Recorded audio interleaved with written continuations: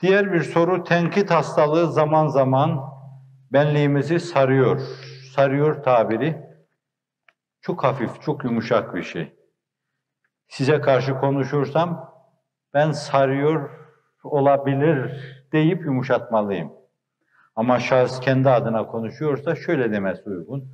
Tenkit hastalığı zaman zaman benliğimizi, mahiyetimizi demek uygun, kirletiyor.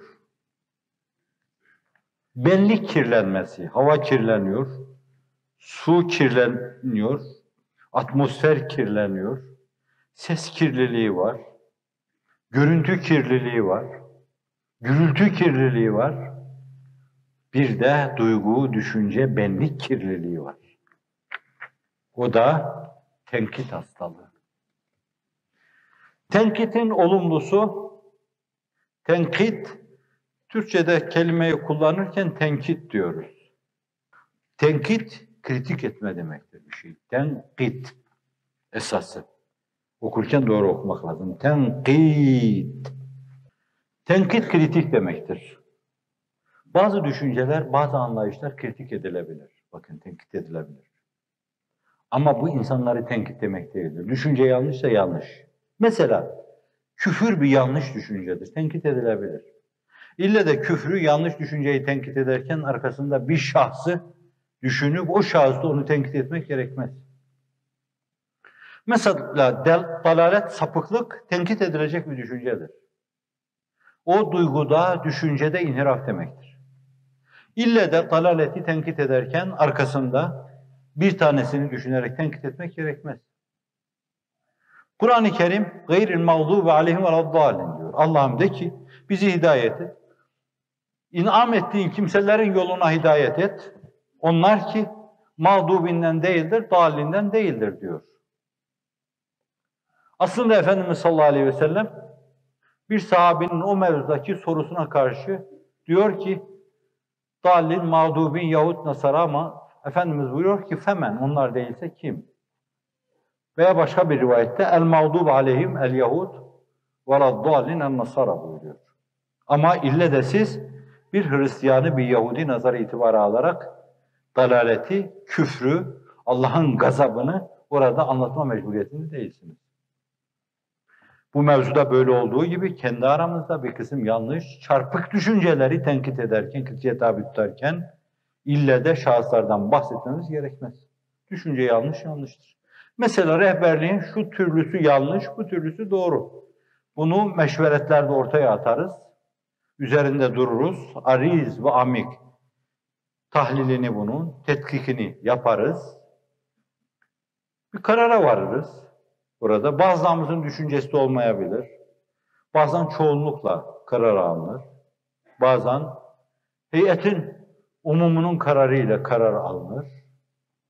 Bazen orada idareci ağırlığını korur, bir şeyler yapar, karar alınır. Fakat sonra artık tenkit yapılmaz. Ne şahıs tenkit edilir, ne de düşünce tenkit edilir. O mevzuda yapılacak yapıldı, bitti, o kapı kapandı artık. Daha sonra o düşüncenizde siz isabet görüyorsanız bir kere de onu müzakereye, ruznameye arz edersiniz.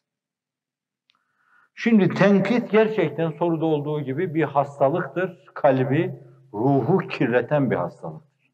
Bazı kimselerde hastalıktır bu adeta yani.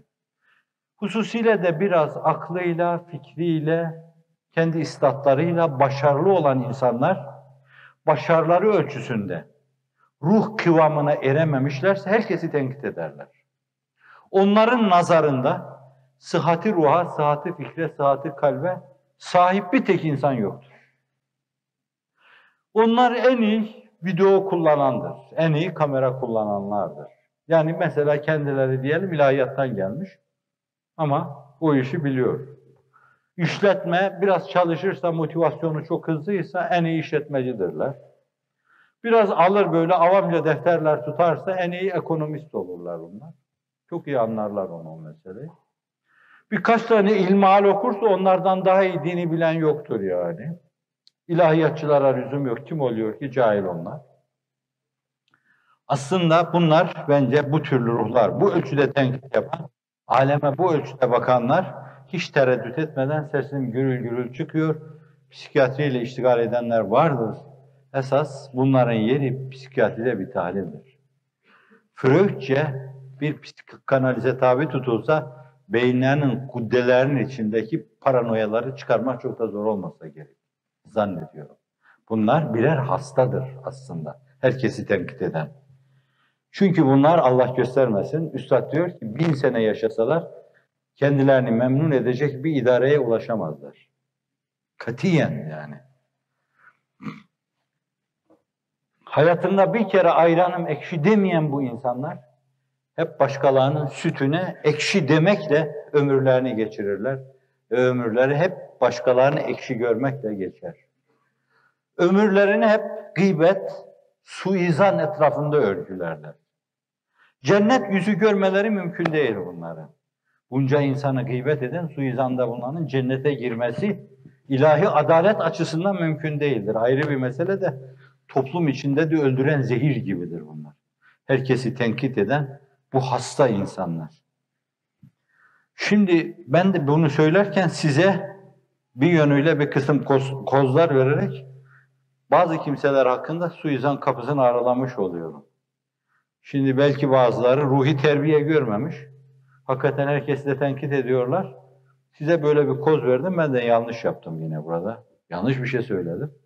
Bu defa siz de Ayhan Songar Hoca'ya veya Safa Saygılı Bey'e göndereceksiniz bunları.